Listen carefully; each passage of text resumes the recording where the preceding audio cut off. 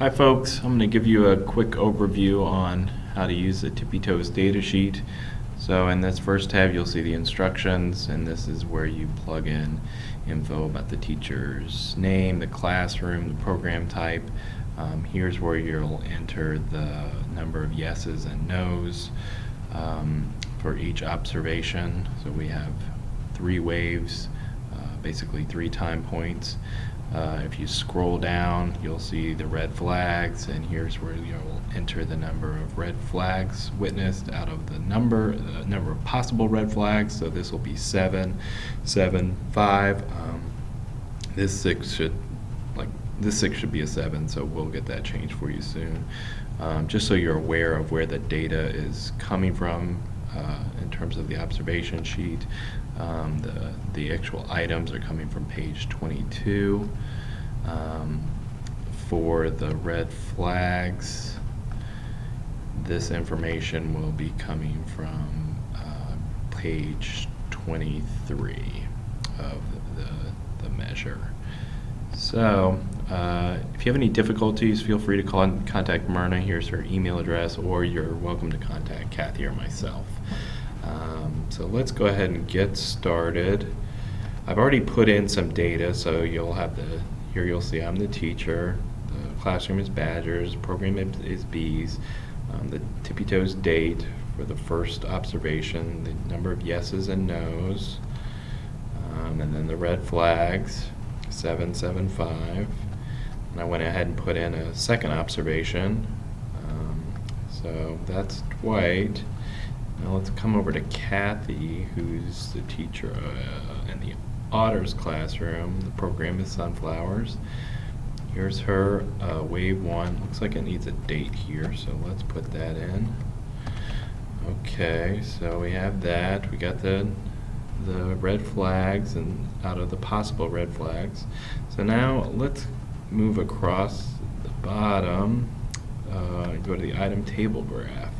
So right now we don't see anything except for this 0 here.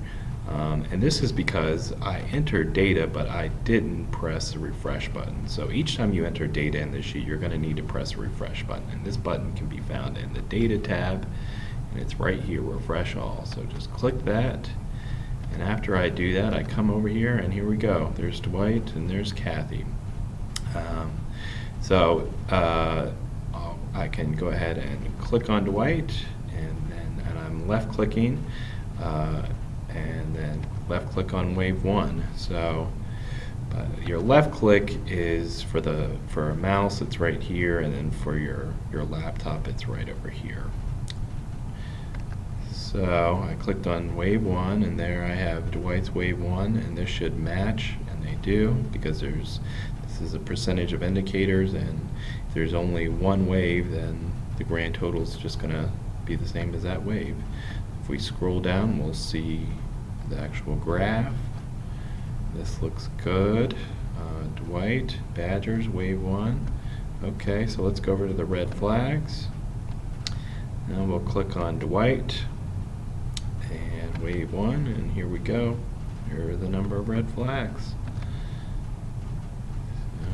We got the other teacher, or excuse me, observed teacher, other teacher in the classroom. Alright, so now let's go back and enter one more wave of data for Kathy so I can show you how the pivot tables work.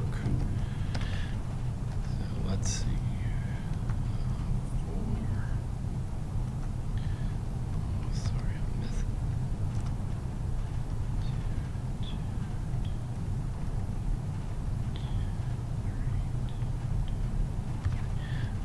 Okay, nose.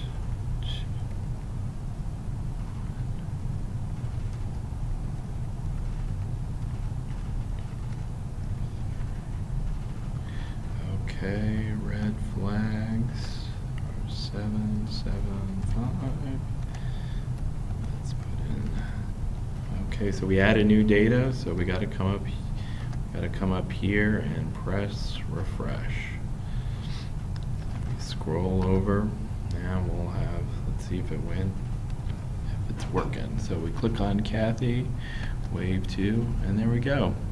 that's Kathy and her wave 2 percentages per key practices. So let's say we wanted to look at 2 teachers and 1 wave. So we can do that with these tables. So the way to do this is you're going to be using your control button, and that's in the lower left-hand corner of your laptop or desktop. And so you come up to Dwight and you left-click, you hold down Control and scroll down. Whoops, I did that wrong. I'm going to try that again. So you left-click on Dwight, you click Control, you scroll down, and then you left-click again. Okay, so now they're highlighted, and let's click on Wave 1. Okay, so now we have Dwight, Wave 1, and Kathy, Wave 1. So this will give us the average of those 2 teachers, which is me and Kathy.